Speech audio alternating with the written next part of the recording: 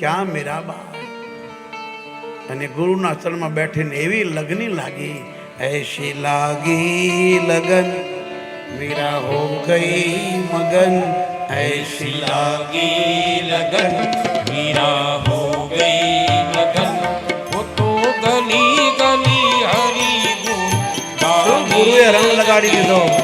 ऐसी लागी लगन मीरा हो गई मगन, महलों में गली बन के जोगन चली, महलों में गली बन के जोगन चली, मीरा रानी दीवानी कहाने लगी, ऐसी लागी लगन मीरा हो गई मगन, ये कोई रोके नहीं कोई टोके नहीं, कोई रोके नहीं कोई टोके नहीं, हे मीरा गोविंद गोपाल गाने लगी, मीरा गोविंद गोपाल गाने लगी, हे बेटी संतों के संग रंगी मोहन के रंग, बेटी संतों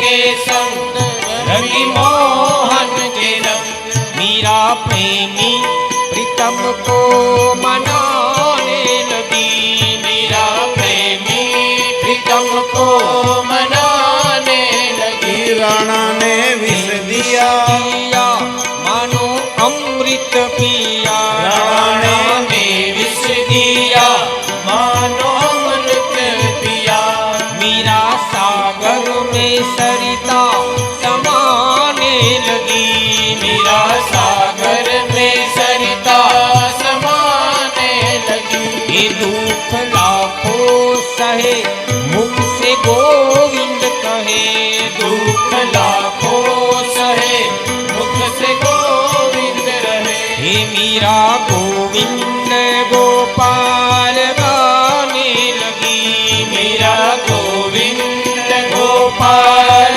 गाने लगी, वो तो गली गली गली हरि गुण गाने लगी, ऐसी लागी लगन मीरा हो गई मगन, ऐसी लागी लगन मीरा हो गई मगन, वो तो गली गली हरि गुण गाने लगी, ऐसी लागी लगन मीरा लागी આ રામના માતા પિતા બનના દશરથ કૌશલ્યા અગલા જન્મમાં એણે કેટલું ભજન કર્યું સાહેબ, એક જન્મમાં નથી મળ્યો. અગલા જન્મમાં મનુ શત્રુપા હતા, બંને પતિ પત્ની એક પગે ઉપર એવી તપસ્યા કરી કે હાડકા જ રહી ગયા, શરીરના માંસ કીડા મકોડા ખાઈ ગયા. પછી ભગવાન મળ્યા, પછી કીધું માગો કે તમે મારા ઘરે દીકરો થઈને આવો, તમારી જેવો દીકરો. ભગવાને કીધું મારી જેવું કોઈ નથી, હું જ તમારો દીકરો બની નાખ, પણ તમારે પાછો જન્મ લેવો પડશે. એ જ મનુ શત્રુપા, એ જ દશરથ કૌશલ્યા બન્યા. આ એક જન્મનો તે કંઈ મળતું નથી. આપણે માનવ જન્મ મળ્યો છે કેટલા જન્મો, 2.25 કરોડ વર્ષ પછી, 2.25 કરોड़ साल के बाद मानव का जन्म मिलता है. योग वशिष्ठ में भगवान कैसे गुरुदेव वशिष्ठ कथा करता था, भगवान राम सीताजी साथे बेसीने सांभळता था.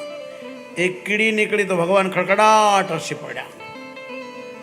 गुरुदेव वशिष्ठे कीधुं केम हशे, मारी कहेवामां कई भूल पड़ी गई, कई बोलवामां भूल पड़ी कि नहीं गुरुदेव, तो आ कीड़ी ने जोई केम कि आ कीड़ी 72 વાર ब्रह्मा बनी गई, 72 વાર બ્રહ્મા બની ગઈ. હવે 72 વાર એટલે અત્યારે બ્રહ્માજી 51 વર્ષના થયા છે, અત્યારે 51 વર્ષ ચાલે બ્રહ્માનું, હજી અડધો યુગ બાકી છે. વળી 28 યુગ પાછા આવશે ત્યારે બ્રહ્મા 100 વર્ષના થશે, ત્યારે કંઈ નહીં હોય. એમ તમને ને મને જે કંઈ માનવ જન્મમાં મળ્યું છે એ અગલા જન્મનું કંઈક છે, આપણા પારલબ્ધ છે એટલે મળ્યું છે. એટલે આ કથા સાંભળીએ છીએ. બધા નથી સાંભળી શકતા, ઈશ્વરની કૃપા હોય એ સાંભળે. સારા કામમાં જ ભગવાન સાથ આપે છે, ખરાબ કામમાં કોઈની સાથે ભગવાન રહેતો નથી. સાચાને જ સાથ આપે છે, ખોટાને આપતો નથી. ભગવાન સત્યને જ સાથ આપે, સત્ય આપતો નથી. ભગવાન ધર્મને સાથ આપે, અધર્મ નહીં. ઠીક છે, ખોટો માણસ થોડા દિવસ મોજ કરી લે, અનીતિ કરનારો, હરામનું લેનારો, ખોટું કરનારો, વિશ્વાસઘાત કરનારો, થોડા દિવસ ખોટું ચાલે જલ્દી, પણ પછી થાકી જાય. સત્ય એ હળવે હળવે ચાલે છે, પણ એ પોતાના કિનારે પહોંચી જાય. એટલા માટે રામમાં મન લગાવવાની વાત છે. મન એટલે જ લાગે કથા સાંભળીએ તો. સ્વયં રામ બોલ્યા, જે માળામાં મન લગાડવું હોય એને પ્રથમ ભગતિ સંત કરે સંગા દૂસરી ભગતિ મમ કથા પ્રસંગા. જેને મારામાં મન લગાડવું હોય તો સંતોનો સંગ કરો, પહેલું પગથિયું. જેને મારામાં મન લગાવવું હોય, શાંતિ જોતી તો મારી કથા સાંભળો. આ ભગવાનના શબ્દો છે. એટલા માટે દશરથજીને પ્રણામ કર્યા, બધી રાણીઓને પ્રણામ કર્યા. મહારાજની 1100 રાણી હતી. ખાલી કૌશલ્યા, કઈ સુમિત્રા તો મુખ્ય હતા, બાકી બીજી ઘણી રાણીઓ હતી.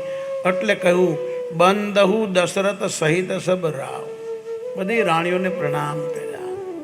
પછી મહારાજ જનકને પ્રણામ કર્યા. આખા જનકપુરમાં રહેનારા લોકોને પ્રણામ કર્યા. વિદેહમાં રહેશે એટલા બધા જ્ઞાની છે. જનકપુરમાં કોઈ અજ્ઞાની નથી, બધા જ્ઞાની છે.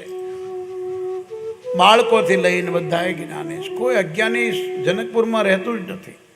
અવધમાં સબ ભક્તિવાન છે. ત્યાં કોઈ મૂર્ખ છે જ નહીં. અને લંકામાં બધા મૂર્ખા જ ભેગા થયા છે. રાવણ પંડિત કહેવાતો, પણ એની મૂર્ખમાં ગણતી થઈ. અંગદે કીધું, એ મૂર્ખ રાવણ. પેલો કે હું ત્રિકાળદર્શી છું, વિદ્વાન, કે મારા માટે તો મૂર્ખ છે. આટલી બધી વીતી તો હજી તને આંખ ન ઉઘડી? તારી 20 આંખો ક્યાં ગઈ? અંગતના શબ્દો છે. રાવણને મૂર્ખ કીધો. વિદ્વાન પંડિત હોવા છતાં ભણી ગયા હોય તો શું થઈ ગયું? ઈશ્વરને ન જાણ્યા તો આપણે મૂર્ખ છે.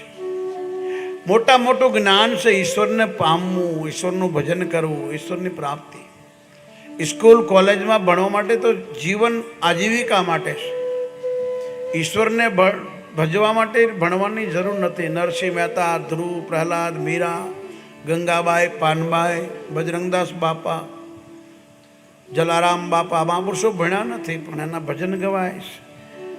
એ અભણ લોકોએ ગાયા ભજન, એ મહાપુરુષોએ પણ ભણેલાને વાંચીને ગાવું પડે છે. આવા મહાપુરુષો. એટલા માટે મારા દશરથને પ્રણામ, જનકજીને પ્રણામ, પછી ભરતજી, લક્ષ્મણ, શત્રુઘ્નને પ્રણામ, પછી સિયા રામ મેં શબ્દ. આખું જગત મારા માટે વંદની છે. જે બધાને નમે એ ભગવાનને બહુ ગમે. અને પછી કથાનો આરંભ કરે છે. જગતના ગુરુ બ્રાહ્મણ છે, ધરતીના દેવ છે બ્રાહ્મણો. આપણી પાસે યજ્ઞ કરાવે, મંત્ર બોલે, હવન કરાવે, કથા કરે. આનાથી આપણા અજ્ઞાનનો નાશ થાય.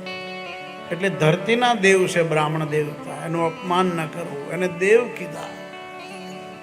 માતૃ દેવો ભવ, પિતૃ દેવ, આચાર્યમાં બ્રાહ્મણ આવી જાય છે. આચાર્ય દેવ.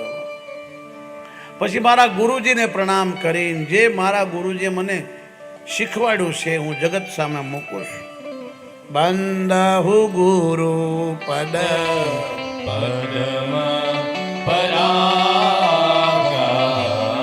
સુરતિ સુવાસે